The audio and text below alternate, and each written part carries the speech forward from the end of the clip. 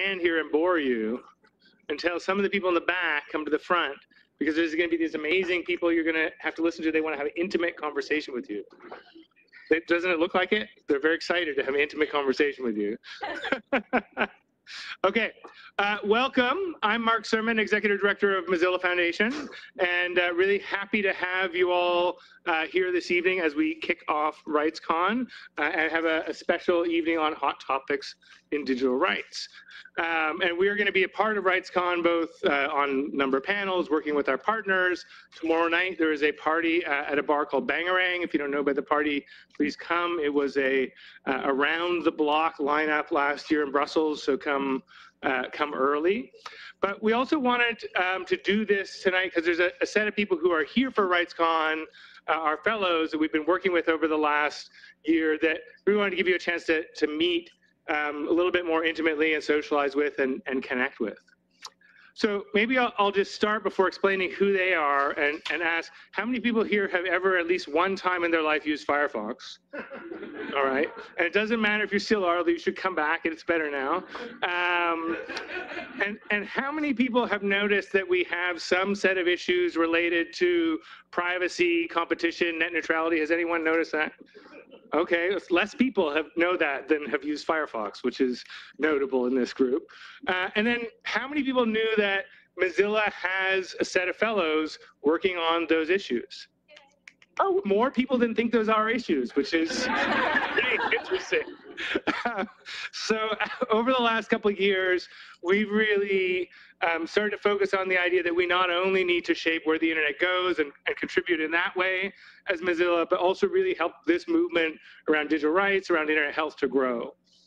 And a part of that is investing in people who are, emerging leaders or who've been leaders for a long time, who are dedicating their life to not just the software side of making the internet healthy, but the policy side, the social change side, the education side. And those, amongst those people, are our fellows. And last year, we decided it's really time to add a new cohort of the fellows who have primarily come out of government or have worked closely with government, not on using their tech skills to build social policy, although that's important, or education policy, but people who are actually working on policy that shapes where the internet is going, and shapes where the internet is going on in a healthy way, in a good way that reflects our values. And so with the help of Corey Zarek, who will hopefully wave and you will see at the end, give Corey a huge round of applause, who was the CTO, deputy CTO at the White House, came in to help us build this, this program as our senior fellow working on this. We've got a set of fellows, a lot of them given the change of administration in the US, from the US in this first cohort, but also from Kenya, India, and Brazil. And we are just looking for our next set of tech policy fellows as well as others. And as you can imagine, the kinds of issues that they're working on, as you'll see here, are the ones that we all talk about: competition, privacy, net neutrality, which is something that you've seen turn back in the US, although you've seen move forward in places like India. And it really is critical that we help people stay in that space. Almost all of the people, I would say all of the people who are our fellows, have made a difference before being fellows in this space. And it's about actually making sure they get to stay in the tech policy space and further their careers in that direction. And they have been doing really kick-ass work on all of those issues. And so I'm not going to say much more other than that we have a couple of panels. They're going to introduce themselves. The first one is on privacy, security, and speech. Is that right? It says that here. It was a lie. It was a lie. Oh, Corey said that the first one was on privacy, security, and speech. It's not. The second one is supposed to be, but probably also not true, on inclusion, access, and competition. Okay, well, so that's the first one will be on inclusion, access, and competition, which, given the people who are here, makes sense. I was just reading the script, which I didn't do until now, and then I started following the script. It went badly. So there's a lesson for you. Anyways, I'll let the panelists introduce themselves, and I think we have a moderator who will also introduce herself. So there we go.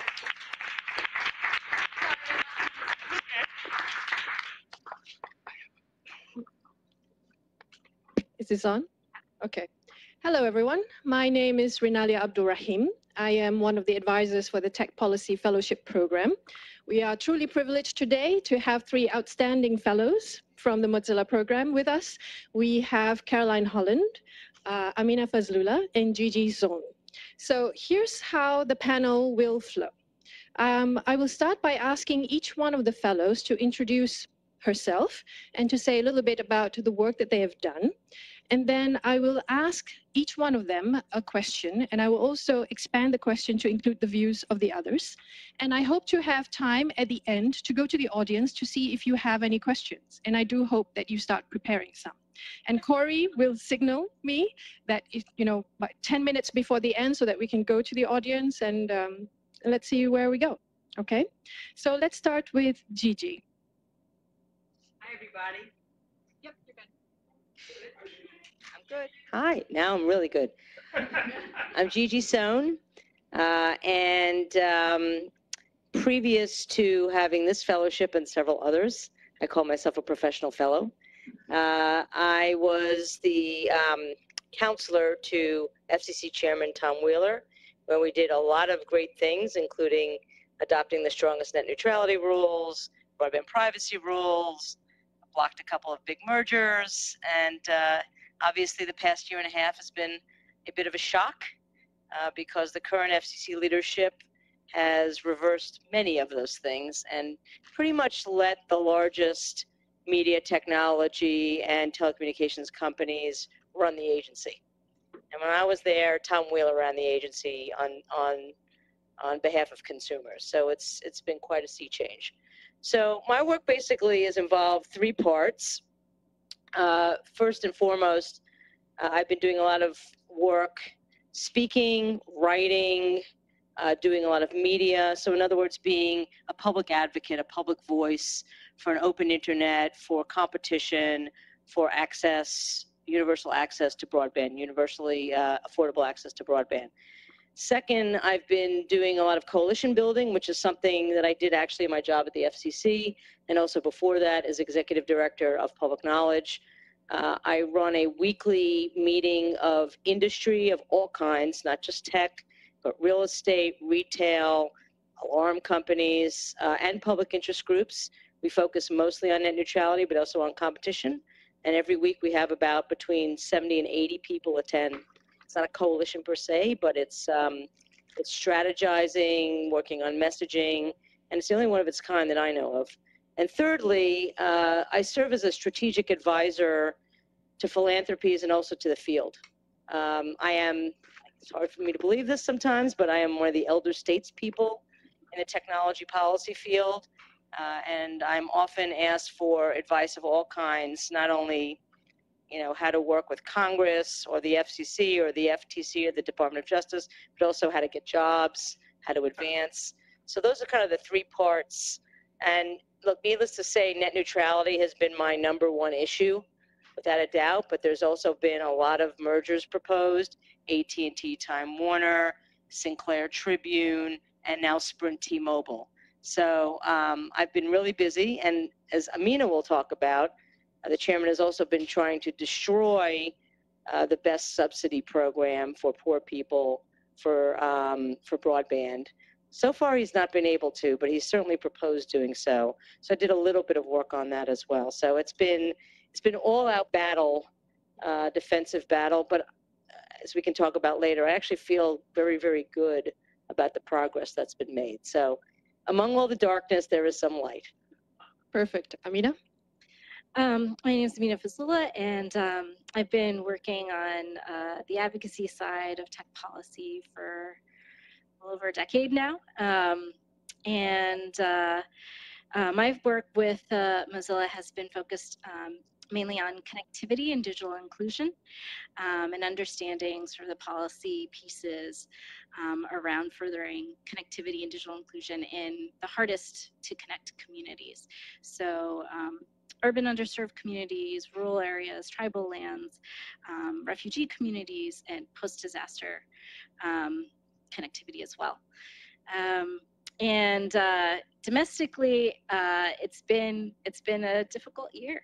A lot of the good work that was finished up during the last administration around connectivity has been up on the chopping block, not yet dismantled. So work around lifelines, expansion, and modernization is under threat. And so I've been working hard to push back on that, but also to train folks who are going to be most affected by changes to lifelines. So getting digital inclusion practitioners who are on the ground actually start to actively participate in policy and having their voices heard on the Hill and at the FCC.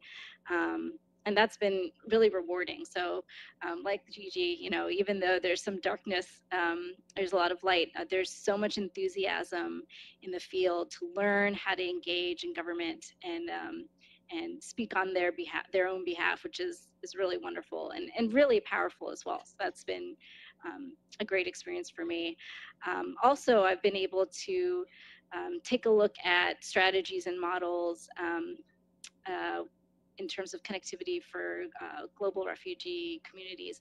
And that's been really interesting to see kind of what those models look like and whether or not we can port some of those lessons learned back to connectivity in hard to reach communities in the US as well.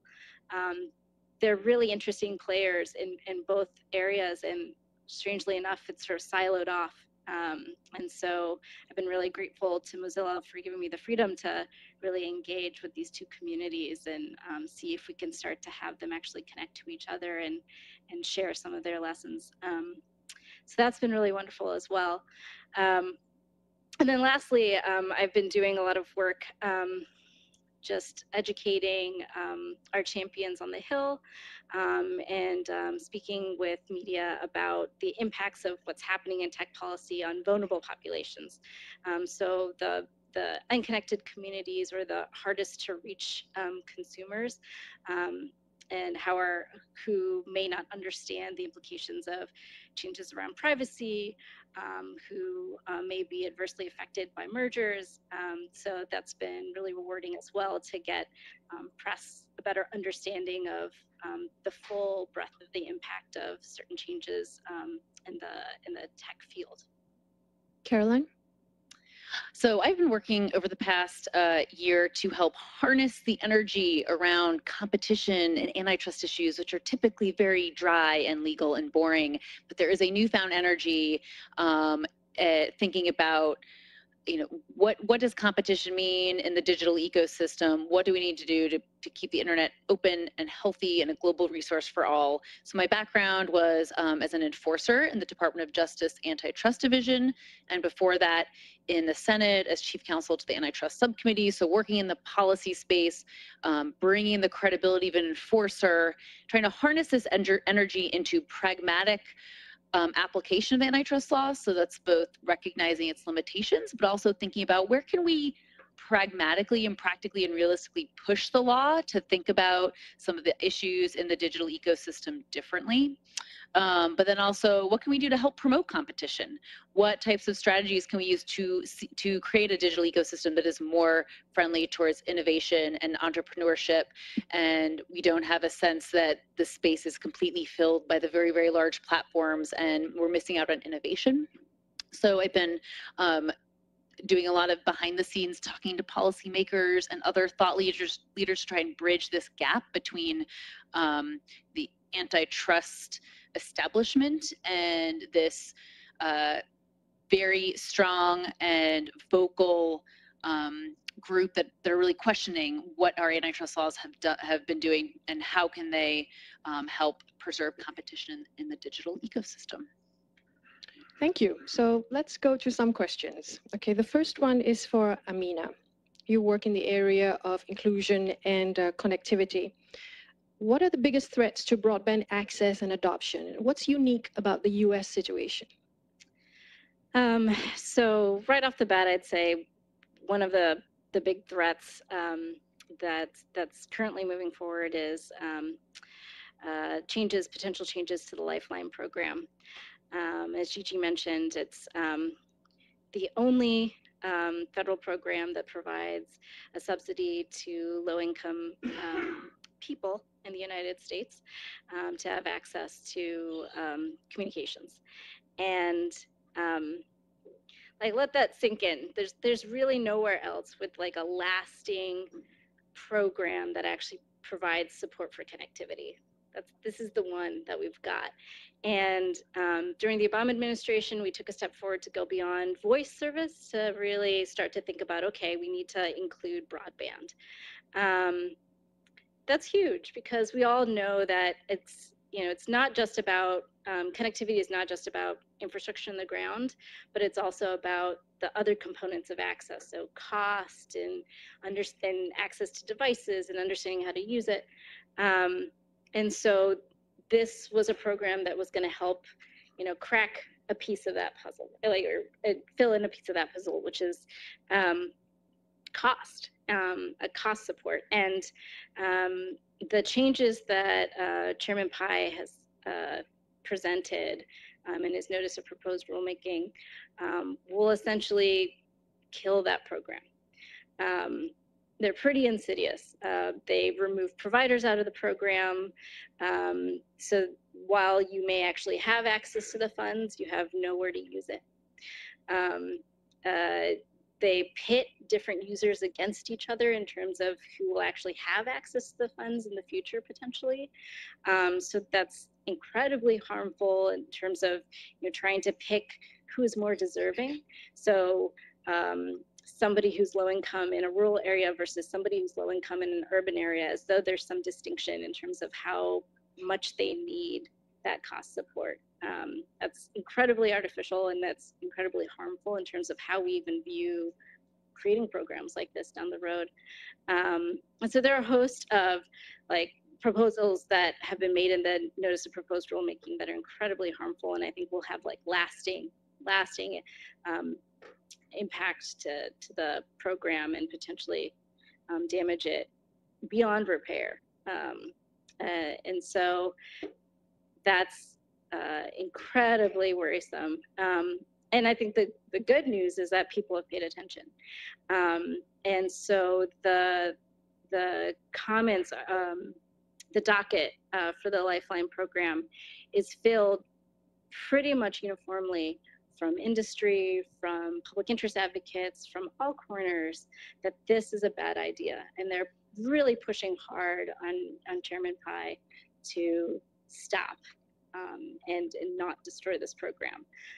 So that's been really wonderful to see. Now, the jury's out on whether or not Chairman Pai will pay attention to the comments in this docket. But I think it's really unique when industry and public interest advocates all line up together on the same page. And that's not something that happens every day.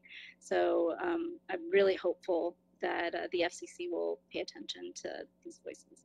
Okay, so that's a serious threat. The other serious threat is net neutrality. And you are referred to me as the architect of the US net neutrality, Gigi. That's a little bit overstating it. What's the current, I don't think so, actually. What is the current state of net neutrality in the US? And is the US telecoms policy being adopted anywhere else in the world? I'll answer the second part first. Thank God, no. But if you wouldn't mind if I just tagged on a little bit to what Amina talked about, because there's two other places. And I don't think the chairman has the votes to destroy the Lifeline program as it stands today for the reasons that Amina stated. So keep your fingers crossed, but keep the pressure on. He's also playing around with the subsidy program for schools and libraries. It's called the E-rate program. And one of the first things he did when getting into office is basically saber rattle at those rural schools who decided to build their own networks. So we also, in addition to modernizing Lifeline, we also modernized E-rate. And one of the things we said is, if you go comparison shopping and you find that building your own network is cheaper than buying the incumbent service, then go ahead. And one of the first things that the chairman did, along with his compadre, Mike O'Reilly, I want to use a nastier word, but I won't because we're live streaming, was sent a letter to all those schools schools that had gotten money to build their own networks and said, how are you using this money? Why are you using this money? So basically throwing into doubt future funding. right? So if you're building this network, then all of a sudden you're at risk of not getting any more money, then maybe you go running back to the incumbent, which is par for the course for this FCC. So that's number one. Number two is, when I was at the FCC, one of the things we did was we put out a plan for working with folks on the local level to try to push more broadband adoption. It's one thing to deploy the network. It's another for people to actually adopt it. And while cost is the biggest barrier, it's not the only barrier. Trust, privacy, other reasons are barriers. So we had a whole plan to try to engage the philanthropic community to really, push adoption forward. Needless to say, that plan went right into the shredder when Ajit Pai took over. So just to put a coda. So net neutrality, big day tomorrow. Because the Senate is going to vote on what is called a joint resolution of disapproval that would repeal the net neutrality repeal. And I do believe we have the votes, unless something shocking really happens, okay? So if this were to pass both the Senate, it then goes to the House, okay, where we have a higher uphill climb, but not impossible if folks really weigh in with their members of Congress. If that happens, then the president has to sign it. And of course, the naysayers say, well, there's no way President Trump will sign this. Well, and then I say to them, well, you tell me President Trump's position on any particular issue on any particular day. So if the repeal is a repeal, we get the 2015 rules back. I'm not saying it's going to be easy, but it's a possibility, a real possibility. And please look, I posted an article on Medium, which I believe is on the homepage of Mozilla today, that talks about the process and the prospects for winning. But if we don't win that, there is litigation, and the lead petitioner is Mozilla. So there's about 25 different parties who are participating, and that case is going to be heard in a federal court of appeals in the District of Columbia, and briefs will probably be filed sometime this summer, but the case will probably be heard at the beginning of next year. And I think we've got a really good chance of winning that. Now, on top of that, that's not all.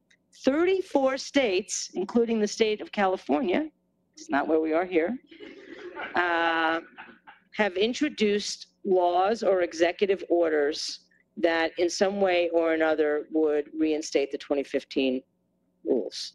And California's law, which is on a path to being passed in the Senate there, is even stronger than the 2015 rules. So this is all to say we are operating, there is an offense on 3 different fronts, and it is putting the broadband providers on their heels, which is exactly where we want them to be. So that's where we stand today, and India, thanks to AMBA's help, has really strong net neutrality rules now. Europe is getting there. But thankfully, nobody is following the U.S.'s lead. I don't know if anybody is following the U.S.'s lead on anything these days, with a handful of exceptions. But I'm glad they're not following us in communications policy, because right now the policy is whatever you want, AT&T, Comcast, Sinclair, you will get. I mean, it's that simple. Okay, Caroline, do you want to add on to that? Well, not in all cases. A couple big competition issues. The judge, not the jury, is still out on the AT&T Time Warner merger, and regardless of why that case came about, whether it was a little bit of politics and a whole lot of law, because I think it is a very legitimate case and completely founded in the law, that's something AT&T might not get. And then also talk about an important issue is the proposed Sprint T-Mobile merger. An important aspect of internet health is competition in the access to the internet, and mobile is critical.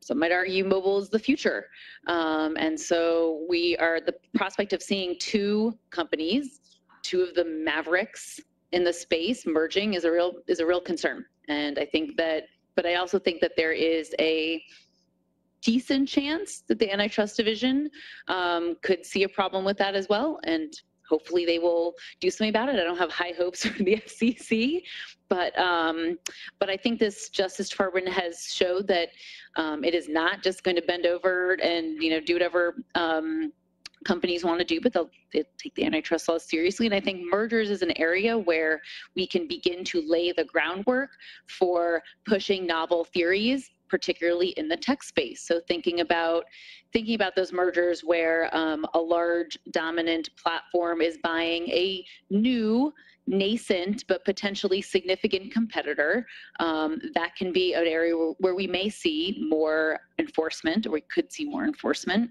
I think looking at innovation, the impact that innovation in a particular merger may have, could be another area where the agencies could step up and do something, thinking very forward-looking about in the tech space. So I'm not completely doomsday in the antitrust space. I have some optimism. I think one of the things I've been trying to talk to both the advocacy community and the enforcers about is the importance of the U.S. participating and the enforcers participating in the conversations surrounding competition in the digital ecosystem, because right now Europe is leading the way. And Europe has the potential to impact the rest of the world. And if the U.S. is not at that table having a conversation about what might we be able to do better as antitrust enforcers, that's a real lost opportunity. We have a brand new FTC. We have three new commissioners and a new chairman. And so I am optimistic they will see these as important issues. And whether we see enforcement in the near term, that might not be quite so something I would necessarily put a lot of money on, but I think that we will see this conversation develop in a way that puts the U.S. more as a player and trying to think about these issues in a thoughtful way, to not only focus on the potential competition issues that we might see in the ecosystem today, but where do we need to be thinking about in the future? What are the red flags we need to raise about where, what will the next paradigm shift be? How do we make sure we get a paradigm shift, if there is to be one, that maintains a competitive ecosystem and competitive markets? And what potential for competitive concerns could there be in that next space? I mean, one of the things that I've been thinking about is, to the extent we are moving towards voice assistance and more of this machine learning in terms of AI and data, like, what are the competition issues we need to be thinking about now, so that we can be more prepared in the future and help ensure a competitive marketplace going forward.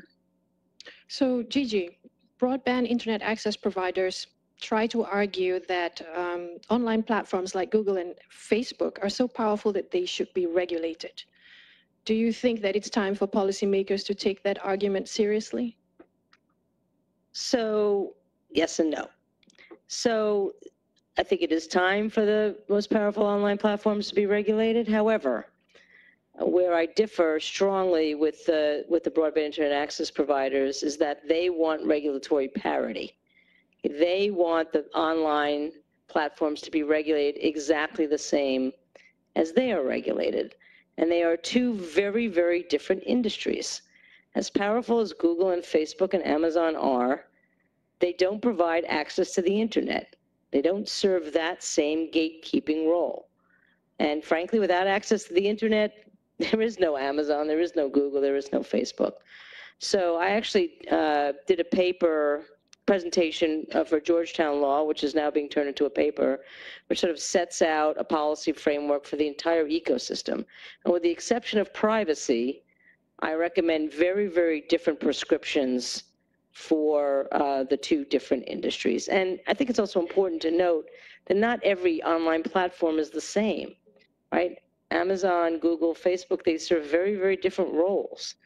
And, you know, when you talk about online platforms, you're also talking about small players as well. So I think to the extent that there will ever be interest in Congress, and there will not be in this Congress, and anybody who watched the Mark Zuckerberg hearings will certainly know that nothing will happen. It was all show. But when Congress does take this on, I think they really have to be mindful that it's not a one-size-fits-all solution in the online platform space. And I tell you, to the extent that I see a lot of people here that work in policy, some of the bills that I've seen, even in some of our friends, it's real garbage. So they're going to need real expertise in helping them to, if they want to be serious as opposed to making a fuss. And, you know, a lot of people, what amazed me was when I watched the Zuckerberg hearings was how many senators and congressmen, I would be on Twitter, right? I'm about to ask Mark Zuckerberg questions, you know, that was their big thing. And they would tweet that out. And then, of course, they would like flop on their face because they didn't know what they were talking about. But, you know, when it comes to making real policy, they're going to need some help and they're going to need some expertise. And I hope that a lot of the folks in this room will be there helping them do the right thing. Okay, so the two of you can add to that, but also try to address what would be the tipping point for Congress to take action on online privacy and competition policy, if you have thoughts on it. I think when it comes to privacy, we've seen a few tipping points. I think privacy is a bit of a like cried wolf scenario. I think a few years back, we were looking at privacy in a national security context, and then people were really whipped up about privacy, died back down. We're now looking at privacy from like a more, I think, a consumer privacy context. And I think there's been a lot of interesting movement. But again, as Gigi said, I don't know that Congress is the actual stomach, or maybe it's the know-how at this point to be able to get something through. And I don't know that we want that right now. Right? If your policymakers aren't fully educated and informed on the platforms and understanding how these businesses operate, then despite the fact that consumers are upset with companies, worried about their privacy, their data, it might be time to do more education and a slower walk towards any kind of regulation or law. And so my hope would be, we've gotten this moment here with Facebook and Cambridge Analytica, that industry actually steps up and starts to have a real honest conversation around what that means in terms of what they can do and in advising members of Congress and having experts in the room and around the table. I'm hopeful that we've gotten, I think, consumers a little bit more aware that this is a real issue. And so I'm hopeful that it doesn't die down quite the same way it has before. But I think, unfortunately, it always takes a big breach, a big moment like this to be able to actually have a tipping point. It's just that in the interim, in between those breaches, we just need enough education from policy advocates and from industry to continue educating policymakers so that when the next breach occurs, because it will, we're actually prepared with the knowledge and the know-how to do something at that point. Okay. Caroline, on tipping point and whether European GDPR has an influence at all. So I think it's important for Congress to be putting out bills that helps drive the debate and drive the conversation. I think that we should be very focused on the tools that we already have and how to enhance those tools. The Federal Trade Commission has a very strong consumer protection role, but it can be enhanced. The former Commissioner Terah McSweeney has talked about how the FTC should be given greater civil penalty authority. It could have rulemaking authority where you might not want Congress getting into the very deep specifics of how notice and consent should work, but you have an expert agency that may be a better forum for doing that. I also think we need to acknowledge that privacy is a thing that people care about, but I think people feel very powerless. And so I like to talk about data security. How do we talk about this? I have data. I'm okay with allowing others to have it if I'm going to get some services in return, but I want to know how it's being used. I want to be able to trust how it's being used.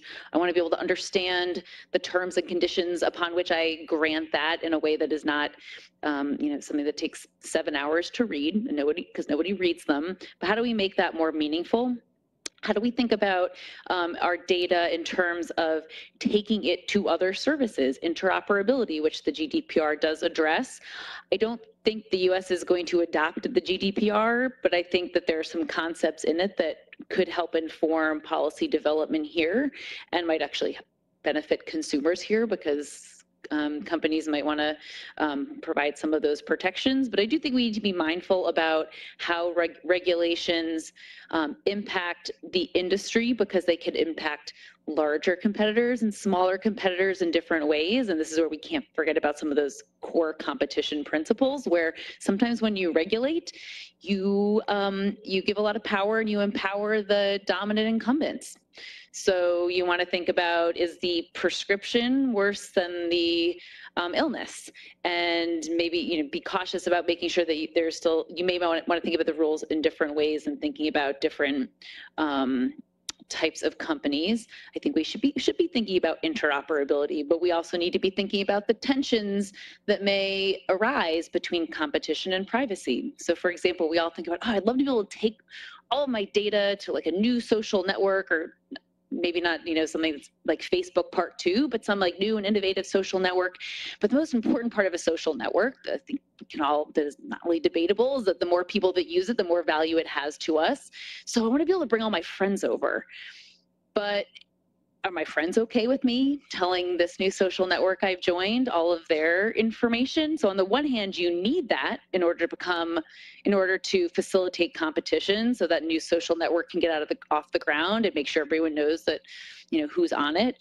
But on the other hand, you have this concern that, what am I doing with my friends' information? And I think there's a lot of issues we need to think about. We don't need to come to, I have not come to any conclusions on them. And I think we need to be open-minded, acknowledge that there may be some tensions and trade-offs when we're thinking about competition and privacy. Let me just add two things. It was really interesting to hear you talk about sort of the tools for regulators and potential rulemaking authority for the FTC. For folks in the room that aren't aware, the FTC operates under this draconian rulemaking authority called Magnus and Moss. And so it takes them decades, potentially, to be able to get something through. And as a result, they don't. So you have a whole agency that doesn't move forward on that. If you've worked with these folks, that they've been wanting Congress to give them the power to have better rulemaking authority, maybe similar to what the FCC has. Not to say that that's great, that can be slow too, but it's better than Magnus and Moss. And that's not, that's not new, right? That's not traditional. It's not a new privacy policy or privacy regulation or privacy law or a bill. And so and the reason it hasn't happened is because there are much bigger hurdles. There are so many industries that are against the idea of the FTC having this rulemaking authority. So I would hesitate to say that these are real tools on the table, because the lift to change that is so large, and it's been like since I think the 1970s that we've been trying to make that lift happen. So I'd just be cautious about the expectations of what type of rules and what type of laws we can get out of Congress. The other piece is just, as we make changes to privacy policies, not every consumer is capable of really like porting their own data or even knowing how to do it or knowing that they should. So the fixes around privacy can't always depend on the consumer, because they may not be educated enough to be able to do all that would be required. Thank you. How many minutes do we have? We have time for about 2 questions. Okay, so any questions from the audience? If you have a question, here at Mozilla, There's one. if you have a question, we're going to toss you this black box. You're going to speak right into it. And if you can't catch it, you can't ask your question. There's one. Let's start with you, sir. Please introduce yourself. Great. For someone with no depth perception. Okay, I'm Ian Goldberg from the University of Waterloo.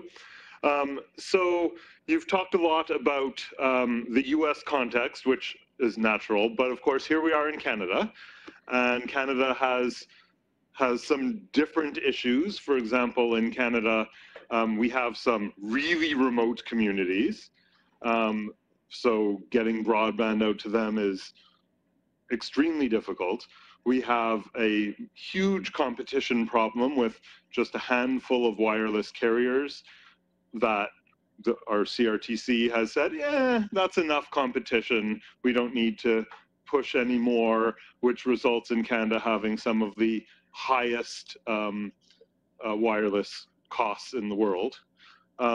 So what can you say about the issues you've addressed, which are all excellent issues in the Canadian context?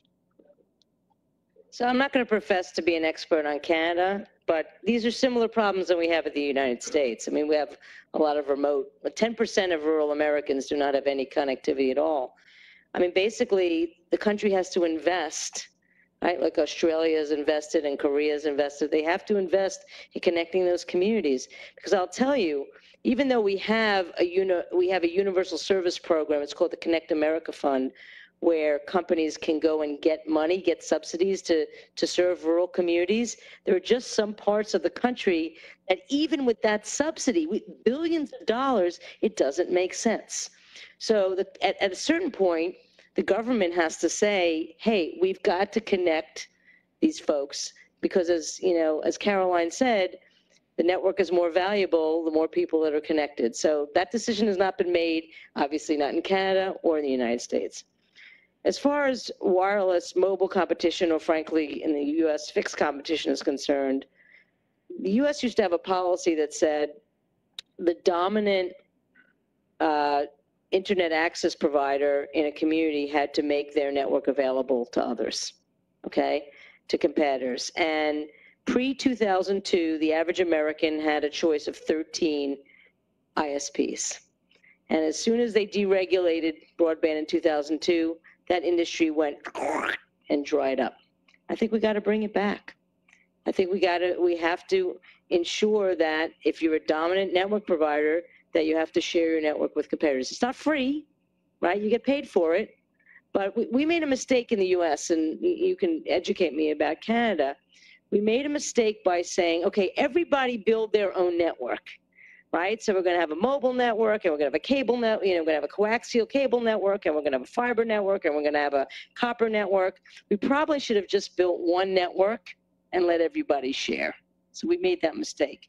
The other thing, I don't know how you have it in Canada, but in almost half of the states in the US, communities that want to build their own broadband are prohibited.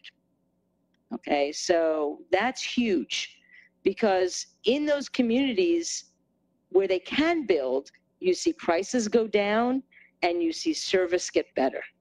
But again, the ISPs have gone around to state legislators who don't know any better half the time, or are best friends with the local AT&T lobbyist, and have prohibited communities from building. I don't know what the situation is in Canada. I'd love to hear.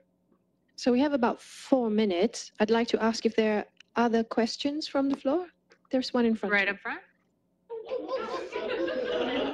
Wanted to make sure I didn't spill the drink. So you've mentioned sort of the context around the public policy making to encourage competition and access. How do you see the role of both philanthropy and private investment in the commercial sense as either working in opposition or alignment with those goals today versus earlier in your career? Urvi Nagrani from Motive Power Systems. Amina, go ahead, please. So I'd say right now, it's a mixed bag in terms of involvement from industry in terms of supporting advocacy. And I think it's a difficult moment, right? I think the tech industry was sort of seen as a nascent industry, and there was sort of like a white hat above them compared to, say, the telecom industry. And they were really engaged with advocates and folks who are focused on consumers and the public interest perspective. Tech is no longer a baby. It's grown up. It's gotten bigger and bigger. And so their interests are starting to change. We've all had discussions among actually our cohort about this. And that's a worry because if you don't have support from industry, then you're 100% relying on sort of campaign dollars, right, from individuals or from philanthropy. And there are only so many places to go when it comes to philanthropy. And so that's also worrisome. We've really, in the tech community, I think we need to find a way to expand our pool of resources. And I know Gigi's been working on this, so I'm gonna. So Corey, just one second. Do we have time or? You better wrap up and move on to the next. Move on to the next panel. Okay. So she wants us to wrap up. Unfortunately, we only have Corey's the boss. 30 minutes. So just a quick I yield. roundup. I would like, I know that you've all had a great experience with the Mozilla Fellowship Program because I've spoken to you before this, and I know that you are satisfied with the impact that you have. Is that right? Yes, nods all around. What would you like the subsequent cohort of fellows to be able to achieve in your area to support you? Very short answers. So one of the successes, I would say, of my fellowship is that more and more ordinary people actually know what the heck is going on in tech policy, and I believe they're going to vote on it in 2018. I'd like them to continue building that fervor among ordinary people, whether they be Americans or Canadians or Europeans, is that more and more people actually really, really care enough about this stuff that it may decide how they vote in the ballot box. Yeah, I'd love to see more folks engage with the policy directly as well. So kind of a corollary to what you're saying. There's so many people involved in the digital rights space and digital inclusion, but maybe they don't actually engage on the policy side. It'd be wonderful to hear those voices too. I'm going to quote Gigi's former boss and be very brief. Competition, competition, competition. Keep in mind that that is an important part of the innovation and how this whole, what fuels this ecosystem that we all care so much about. Please join me in thanking our outstanding fellows.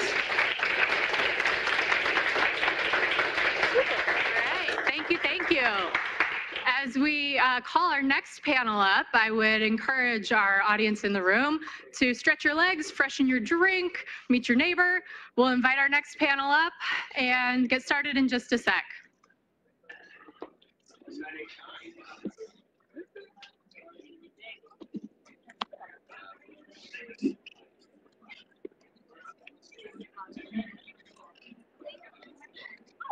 I think it's good.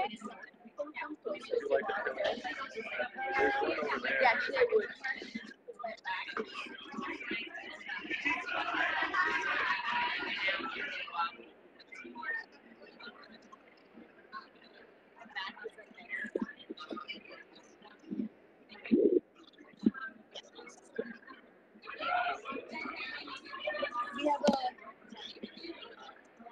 We need to pee, but this jumpsuit takes like 7 minutes for me to complete the operation. So just let it be till we're done.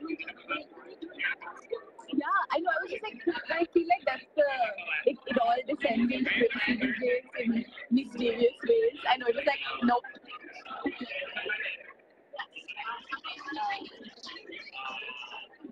But at least we'll be significant at US. No, that's very good. We won't be as US centric, so that's already like. That's already a win. Yeah, that's already.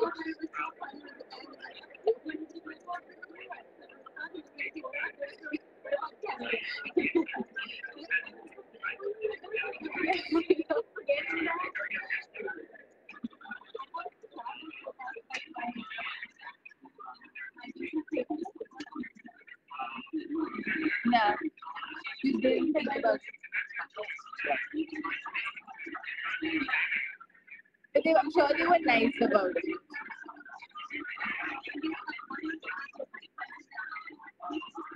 No.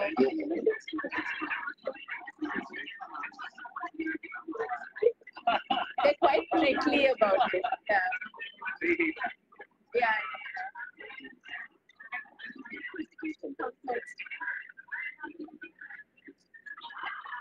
Everyone's like.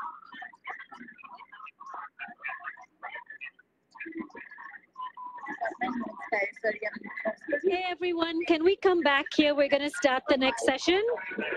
I'm going to yell above everyone till we get everyone back. All right, let's grab a seat. We're going to get started again here in the room.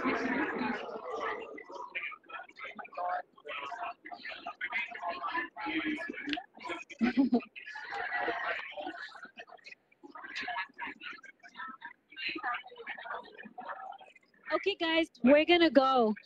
I'm a little alarmed having spent all of today. I think we need to do a little ring the bell.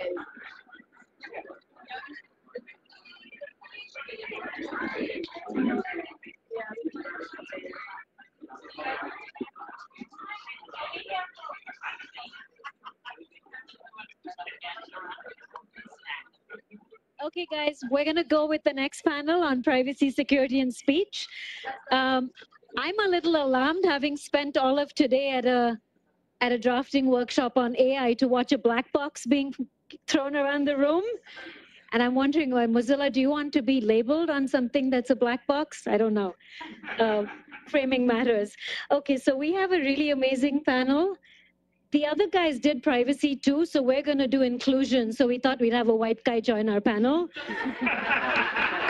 Otherwise, you couldn't have an event with 8 women and women of color. So we thought we'd get one token white man in the room. So thank you, Alan. And also from government. So that's a voice you don't hear much, very underrepresented. I'm going to have our great panel of Amba, Marilia, and Alan just introduce themselves briefly, and then we'll throw some questions at them. Marilia?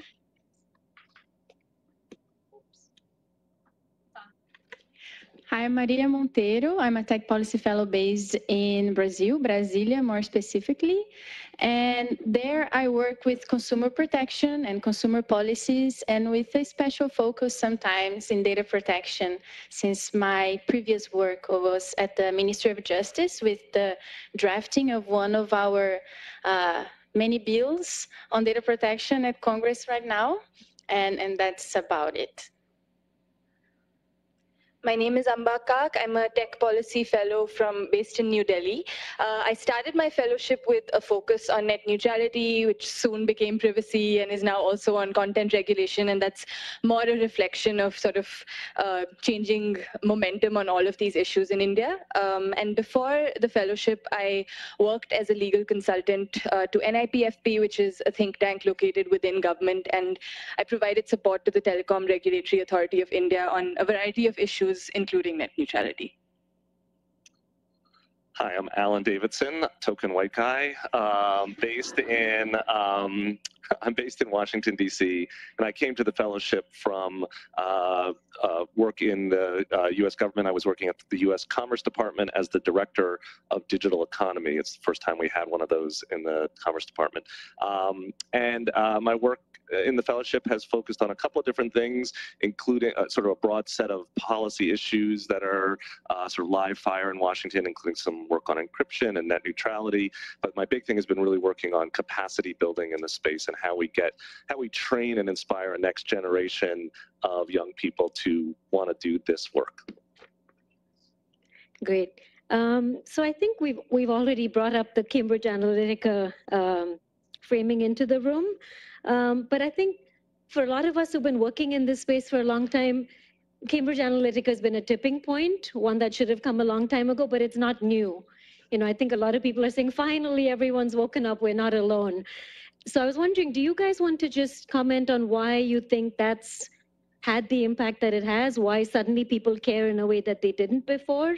But also, like a lot of other, trends, there's a lot of talk of privacy because of GDPR, a lot of fetishism around GDPR as well, but also systems like Aadhaar in India, different ways that biometrics are being used in Brazil. So are all of these, concretizing into something for you that's a great moment for privacy? So just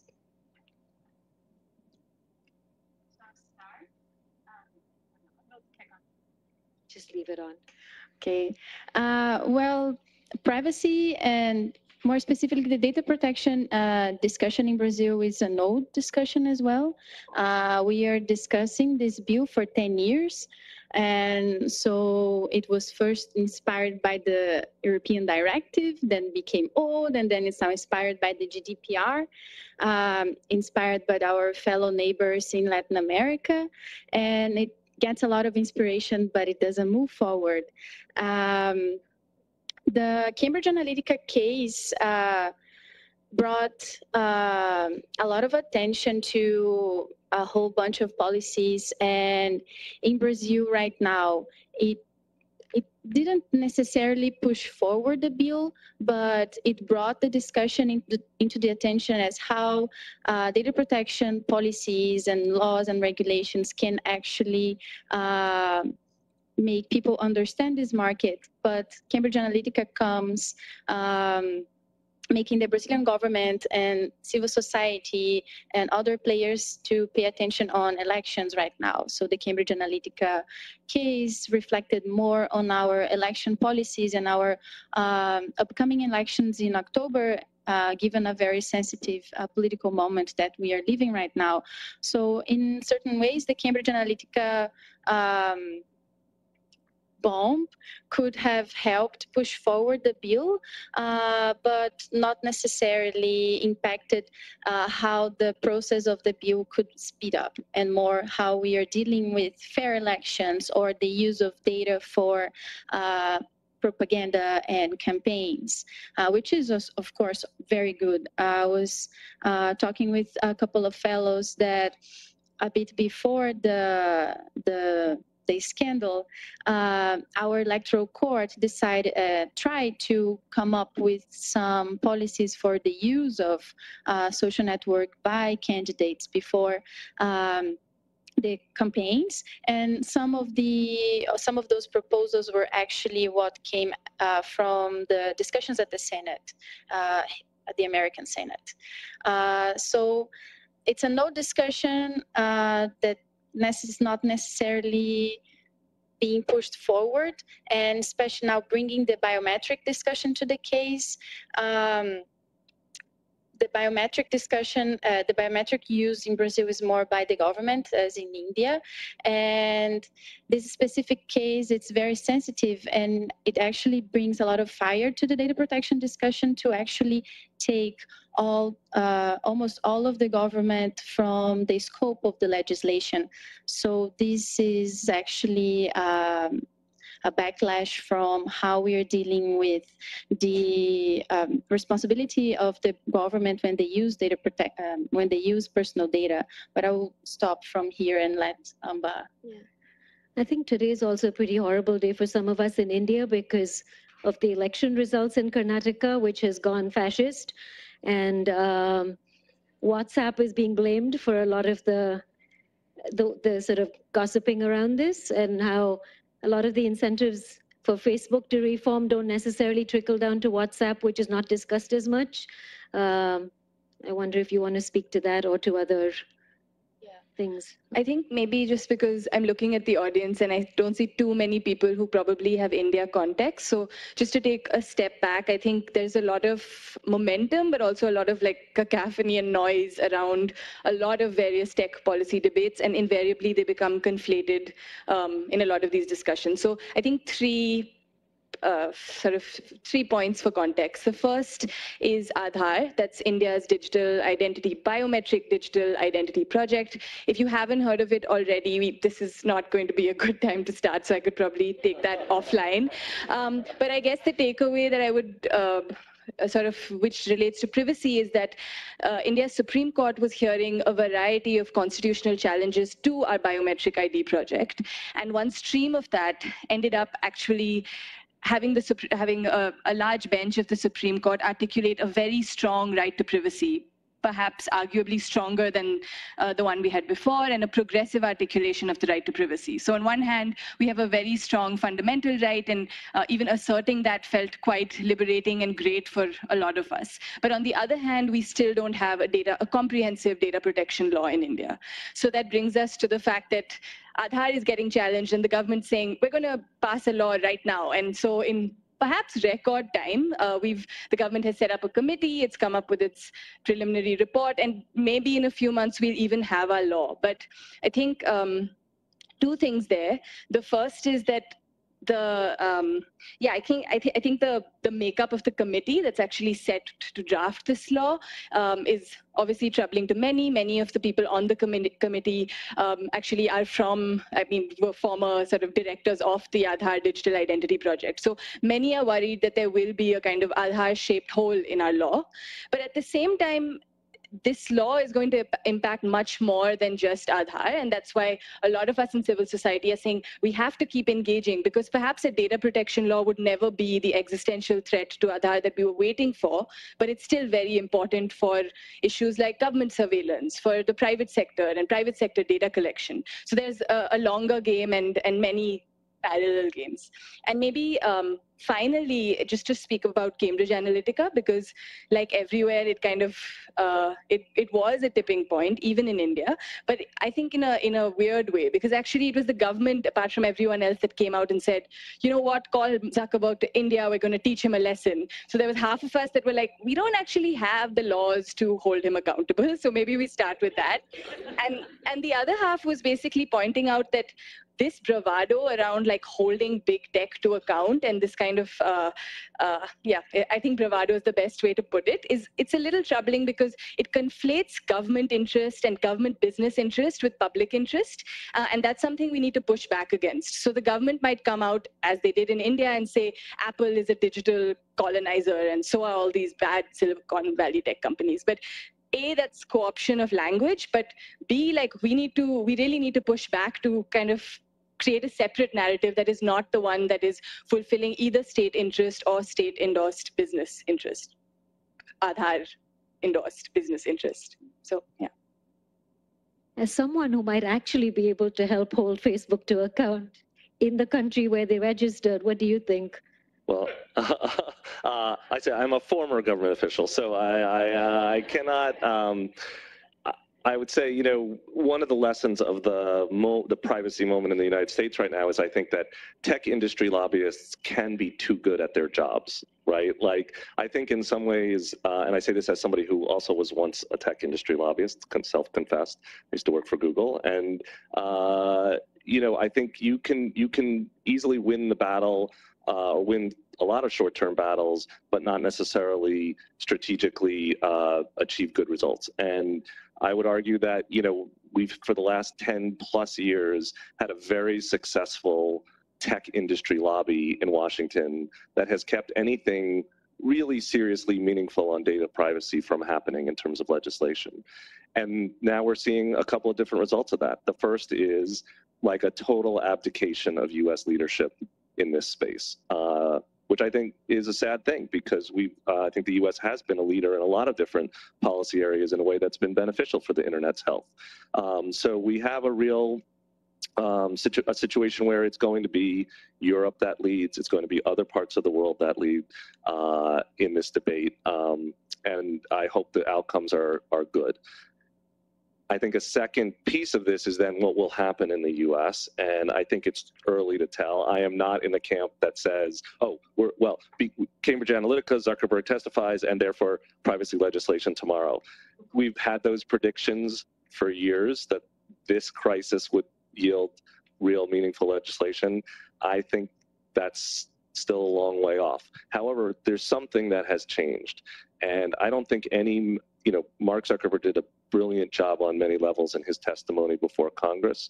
He was very well prepared, but I don't think any member of Congress who went into that hearing concerned about privacy came away feeling, oh yeah, I'm not worried anymore, right? I think there's been a change, and you're seeing it on both sides of the political aisle in the U.S., an interest in doing more, and it's not going to happen right away. But I think it's contributing to this uneasiness about technology generally, and it will come home to roost. It will ultimately yield a backlash, and it's not quite predictable what that will look like. So I guess I'm optimistic on some level that there will be change, but it's going to be a little time coming. I live in Hong Kong, so I come from a region where things like credit scoring and the social credit system in China are sort of at the top of everyone's agenda. And I know in a lot of your work as well, you've been looking at credit scoring systems, you've been looking at the impact on, you know, the Internet of Things, on intermediary liability, and the different ways that we sort and categorize people. So are there insights from that work that you think also helps to shape the privacy discourse as it develops and becomes more sophisticated, where it's not just about surveillance, but it's also about emerging economies, it's about how poor people need privacy to enable other rights that they have access to? Interestingly, the credit score debate in Brazil, we thought it was already not done, but we had the regulation in 2012, and we passed it. I won't say that it was easy, but with less controversy that we expected from the traditional tax civil society. And now in 2018, a bill that tries to, still in discussion, so tries to change the Credit Report Act to facilitate financial data sharing. It started to get more attention from the tax civil society, and this, in certain ways, is benefiting and also making it more difficult to understand how data protection bills and policies actually communicate with those type of regulations, since we also don't have a comprehensive data protection regulation. So we have like scraps from regulations. The thing about our credit report regulation is that it's a scrap of protection. It doesn't have the necessary tools for NGOs or even law enforcement to actually implement and enforce rights and understand harms that credit score can actually have an impact on people's lives. We have a higher court decision that says that our Credit Report Act may apply into credit score, but it's not necessarily regulating credit score, because the credit report is actually regulating database and not an algorithm. So we are still in that situation where not legislators, but judges and lawyers and law enforcers, and even our NGOs that could be starting class actions against credit bureaus or banks don't know how to operate on those tools, and we don't know if they are actually necessary, and consumers can't actually identify harm. It's very hard for them to identify harm. And at the same time, those regulations could actually help us shape best practices on some personal data sharing that could actually benefit some people and help us shape innovative ways of bringing new commerce to markets that are highly concentrated, like banks. But I think we are missing that boat also. I mean, I think fundamental to this, you know, to the whole idea of credit scoring and reporting is trust. And I know another sort of facet of that is encryption and content. So I know you wrote a paper very recently, Alan. Do you want to, which was also released with Mozilla and Access. So I was wondering if you want to tell us about that. Sure, and I really should give a shout out to one of our former fellows, Camille Fisher, who really did a lot of work on this, and now at EFF, and our colleagues at Access and Amy Stepanovich at Access, who really spearheaded this. I was a contributor to it, and this was an effort, a convening that we held in the fall of a lot of former government people on both sides of the sort of law enforcement and private sector views on encryption. And the idea behind the convening was to say, okay, we know that the encryption debate is back in full force. We know that there are governments around the world, and the US government in particular, that is seeking new methods to get access to encrypted devices, encrypted data. So let us take as a starting point an idea and say, let's take a narrow piece of the problem. Okay, let's take encrypted mobile phones, right, devices, and say, what would it take to put in place a legal regime that would allow government to get access to an encrypted phone, let's say. What would it take legislatively? What kind of legal regime would you need? And then what would the impacts of it be? And it was a fascinating exercise. It's a lot of work to try and figure out, like, what would that regime look like? And in the end, it turned out to be a very beneficial one because we were able to identify sort of what are some of the benefits if you do that for law enforcement and government, and then what are some of the costs. And I would say we were able to really show that there are some massive costs. And it was an important exercise because I think part of the narrative, the old conventional wisdom around encryption backdoors, around surreptitious access for government to encrypted devices was, this is impossible, right? I think that was, a lot of policymakers took it away saying, like, the tech community says this just can't be done. And then the logical response from the FBI and other law enforcement folks was, we put a man on the moon, you know, we should be able to do this. The fact is, I think it's probably an overstatement to say this is impossible. It is not an overstatement to say this is very, very hard. and let us explain in a very clear real world context how you would do something like this. And then what became most apparent was, besides the massive economic costs, besides the issues around privacy, is there's a huge security cost to putting a hole in the windshield, to building a backdoor into these systems. And at a moment when encryption is one of the few tools in the arsenal that we have to combat the scourge of cybersecurity problems we face, making it that much harder is a huge cost. So it made it really clear that the point of this exercise, and I think the takeaway from this paper, and I highly commend it to you, it's been published by Access, is that this isn't really, this is best thought of in many ways as a security versus security argument, not a security versus privacy or security versus money, but that there are real security costs to doing some of the things that our law enforcement officials want us to do. And that's a big thing we're going to need to push back on all around the world. Thank you. Amba, did you have any thoughts on the whole sort of security v privacy or any of the other tensions that are emerging in places like India? Yeah, I mean, I think on the security versus privacy framing, that's not exactly on encryption, but just more generally, I think it's taken some time. It's always pragmatic to approach government officials and talk about security, because that's kind of the hard-nosed type of keep your citizens safe. But I think taking some of that paternalism from the security discussion and actually transposing into privacy discussions has been really useful, because we can say, look, yes, choice is super important and we need to do better in empowering users to make meaningful choices, but also, like, we can't make users do all the work. Think of this as a collective good. I think some of this thinking is actually coming out of security discussions, but at the same time, we don't want to, like, pander to that same language again. And it isn't just about secure and not secure. It's about trustworthy and how that you actually build that relationship of trust. And getting some of that thinking into the privacy discussion, I think, is important everywhere, not just in India. Yeah. Aurelia, any ideas? And I know with facial recognition and a lot of other things, there are also issues of trust and security that are coming out in Brazil. Yeah, as I think I was even discussing this with Amba, it's very hard for us to be completely against access to communication data in countries like ours, where violence is a reality that we don't need to deny, and especially in Brazil, or my hometown, which is Rio, where things are getting ridiculous, complicated. But at the same time, having this discussion or this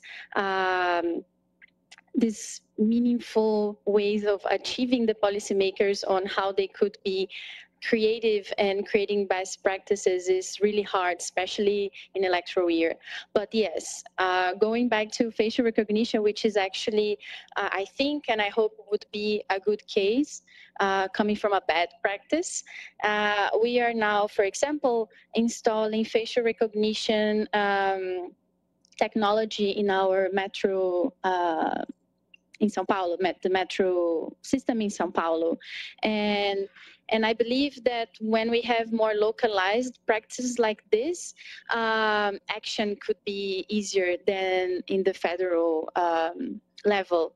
So I believe São Paulo, the case of São Paulo, for example, can give civil society organizations and other players interested on challenging these practices and coming up with strategic work on it, give them a lot of work to do it. And I think we will have interesting news in the future. The other thing that I hear a lot of is how something like privacy as a norm or a value is so culturally relativist that, you know, oh, it's great. It's Western imposition of values on countries that, you know, where it doesn't really resonate. It's not salient. Do you guys have thoughts, like, given the whole sort of data flow discussion, both in terms of business incentives, as well as protecting people with more rights in countries that don't have rights? Like, are there ways that you see this shaping up in ways that actually raise the ceiling rather than lower the floor? I will start with that because I actually remember one of our first discussions as fellows. When I was at the Ministry of Justice, we received a lot of companies telling us, foreign companies, telling us that a privacy regulation in Brazil made no sense because we had a different approach to exposure and privacy and our private sphere. And I understand that context, history, social aspects, they shape how we perceive privacy. And Brazilians are actually, we like to expose ourselves in so many ways, but that doesn't make our identities and our personalities less protective. And I say that because we actually tried to reflect upon that when we were making the regulation. Like, what if we make this beautiful regulation like this? We offer law enforcers and NGOs and consumer protection bureaus amazing tools for them to operate, but this is actually not something that will stick or not something that people will actually recognize themselves. And as part of my fellowship, I tried to identify actually more aware consumers perceived that their right was being violated, or how privacy or was identified as harm in the digital space. And it was actually not very hard to find. In very basic consumer complaints, we have two systems for consumers to complain about their rights. We have a physical one where you go to consumer bureaus and you complain. And then we have also a website that is hosted by the Ministry of Justice. And I started scraping their database. And you see a lot of people, they don't know how to actually express that they are uncomfortable with practices, and they don't even know how to actually communicate. And so you would read the complaints, and they are very funny because they are so human. So you see a complaint that it's like this: my bank is calling my ex-girlfriend about a debt that my mother has. How come this is possible? How come the bank has the phone number of my ex-girlfriend? And this is outrageous. And then a lot of things on caps lock and blah, blah, blah. And they don't know how to, and they don't know how to communicate their right. So of course, context, history, social norms, they shape the privacy debate, but they don't make them less protective. I'm glad you mentioned this, the particular point about the different types of complaints, because I think it also, you know, ties into the previous panel and how if you don't have access and you're not included, a lot of your life is actually led offline. And I think that interplay between online, offline, and the ways that you navigate these rights across both spheres, it isn't like if you're not online, you have no privacy, right? So I think it highlights that sort of aspect as well. We'll open up to a couple of questions, and then I'd really like to hear from the three of you about lessons from the fellowship, or like what you think are ways to bring more people into this space. And I know, Alan, you've been doing a lot of work in the university space around this. So as your closing comments, but any questions?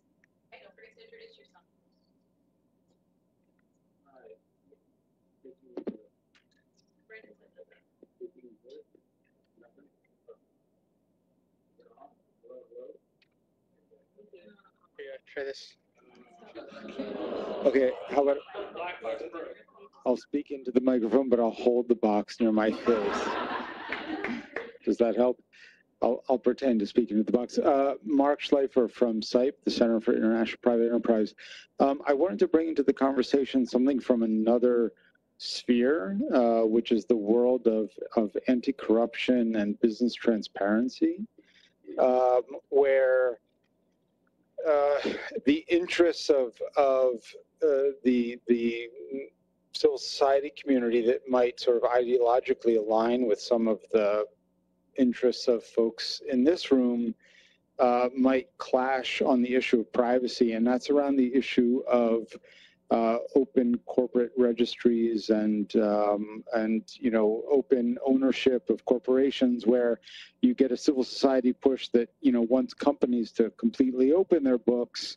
And I'm curious how the panel feels about the tension between that push for openness from civil society against the push for privacy from civil society on the other front. Can we hear one more question and then get you to tackle them all? Any other questions? I won't throw the mic. No? Ready? Okay, so who would like to begin to respond to that? Yeah, I think that's a really interesting question, particularly in the Indian context. We've had a very grassroots and a very strong transparency movement, not just on business transparency, but on government accountability. And it's interesting because in the Aadhaar case, for example, one of the petitioners is in fact the leader of pretty much the strongest right to information movement in the country. And so I think that apparent tension and the way to reconcile it, firstly, at a normative level, I think privacy is a tool to hold power to account in much the same way as transparency is. And I think if we understand that, then a lot of these, the ways we think about privacy and accountability laws start to make sense. And then, but just more practically, I think one of the things that came out is that, for example, people like government departments have been putting up lists of people's names, their bank accounts, their Aadhaar numbers, but also their caste and their religious identity. And so that's a pretty clear case where we're like, yes, we do need to know whether X person got their subsidy on X date, and that person should have a way to hold that power to account, and there needs to be thinking around how that can be data protection respecting. But at the same time, there's a clear reason why, I mean, so our Supreme Court in that famous recent privacy judgment said that privacy is grounded in dignity. And so these are ways in, I think, looking at that case where you're saying, an infraction of privacy directly leads to the possibility of someone's dignity being eroded, along with various other kinds of harms that flow out of that. So I know this is kind of high level, but I always react really instinctively because I don't actually understand why at all transparency for holding power to account and privacy should ever be seen in conflict. Did you want to pitch in on that? Who could answer that? I can't really answer it better than she did. So, So Alan, do you want to tell us about the initiative you're doing with universities, and then I'll have both of you pitch in as well. Well, and it goes very much to sort of why it's so wonderful to be here as a fellow at Mozilla. I think one thing that I certainly encountered when I was in government, and have, as somebody who's been doing this for a while, and I suspect many of you have as well, is that we have a real capacity gap in government right now. In terms of people who have the technical intuitions or experience to deal with and make policy about all of these tough issues we're talking about. And also, you know, the attraction of good technical talent into government to actually help government be really good at what it does. And, you know, we did a survey, I think, of current U.S. members of the U.S. Congress, and something like less than 40 of them have a technical background out of 435 members of the House and 100 senators, right? So there's just a huge hole. And the issue is only going to get worse, right? I mean, you think about things we've already been talking about: artificial intelligence, blockchain, quantum computing, you know, and all the other technical issues. We're really thinking about the digital world, but, you know, gene splicing and the future of energy. It's a huge problem, and the issues are complex. So we've been thinking a lot about how do you build capacity in this space, and one intervention point is really at the university level. How do we think about inspiring a next generation of people to be involved in this, to really, 10x or 100x the capacity of people who have these dual competencies in the space. And so one thing that I've been working on with the support of Mozilla is a project to start a loose-knit consortium of universities that are interested in working on this together. We've got about a dozen schools focused mostly on the US to start.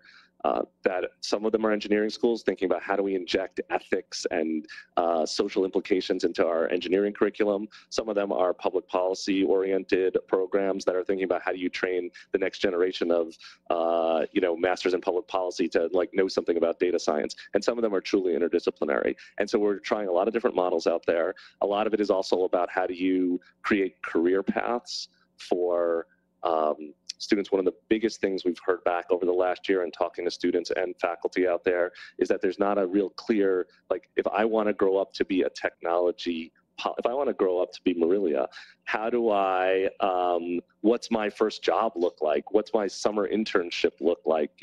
And we don't have any of those paths nailed down yet. So there's a lot of energy and investment now going into creating some of those models, looking at what these interdisciplinary programs will look like. We've put out, we've got a paper that's coming out very shortly about sort of building, it's called Building the Future. We're doing this in conjunction with the New America Foundation and also with the Ford Foundation and the Hewlett Foundation, trying to convene leaders around this question of how do you build out this capacity. And the hope, well, I'll just say, I'm very grateful for the Mozilla Fellowship because I think it's just the kind of thing that we need. Places, this is a little further along in our careers, but places to add capacity strategically into the field. We need to be doing it in a very intentional way, I think. The great news, I will say, is engineering students today are so much more into this than they were 25 years ago when I was I'm embarrassed to say that, 25 years ago when I was a young engineering student. The kids today really care about the implications of what they're building. And so I do think that there's an opportunity right now, sorry to filibuster on this, but there's a huge opportunity right now to invest at the university level and getting more people inspired. So I took 4 minutes of our 5 minutes left, but last word. Here you go. 1 minute in which to say, especially how do you bring women into something that's a very toxic, misogynistic space in a lot of the countries that we work in? How do you inspire them and incentivize them? Wow, okay, that's a lot of burden. I just want to say one thing, which is that if I can just dodge that really big question, I just want to say that there are a lot of young people in the tech policy space. Gender is still a huge issue, but sometimes I think the reason this fellowship has been so valuable to me is actually to get time with Alan, Gigi, Caroline, people who actually have experience and bring historicity to a lot of these policy conversations. Young people are great and they get a lot of attention in tech policy. I have been at the receiving end of that, but I think there's room to actually have more collaboration of the kind we got in this fellowship and really learn and develop our arguments through it. I will just add a little bit to what Amba said and how to bring more women. I honestly have maybe not many words, polite words in English to say that. Portuguese would be fine. But one thing that I have experienced is that, well, a takeaway from this fellowship is that Mozilla is an amazing brand that helped me, facilitated my work in so many ways, because when I presented myself as a tech policy fellow from Mozilla, even though fellow is not a word that makes sense in Portuguese, people just heard the word Mozilla and they smiled and they were happy, or they had a small complaint about Firefox that I couldn't help them with. Or they would say, I want the dinosaur back, things like that. And but I saw from other women that they are happy and they feel represented when they see other women sitting on the table. And since I had this brand of being a Mozilla Tech Policy Fellow that helped me and gave me a privileged seat on the table, I saw other female lawyers and activists and developers that are interested in this debate. And when they see the women are at least represented in a very small scale, they get more excited. And I think when women get excited, we get a lot of things done. So. I think that's the best place to end. So over back to you, Corey. Thank you, all of you. Join me in thanking Malavika and the panel.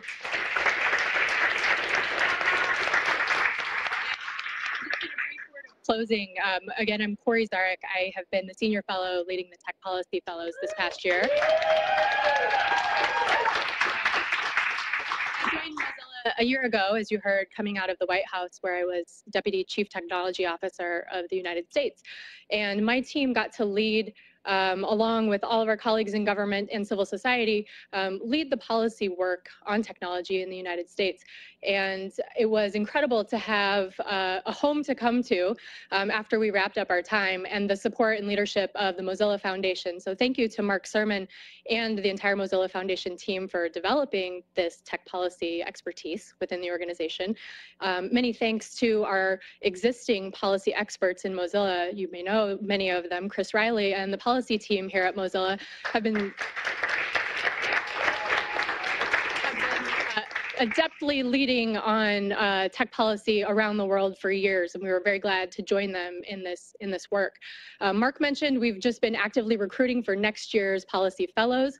We hope to announce them in the next couple of months, so keep your eyes on this space. And we hope to join all of you in this work to continue to advance tech policy on these issues and more around the world, and hope to see you throughout the week at RightsCon.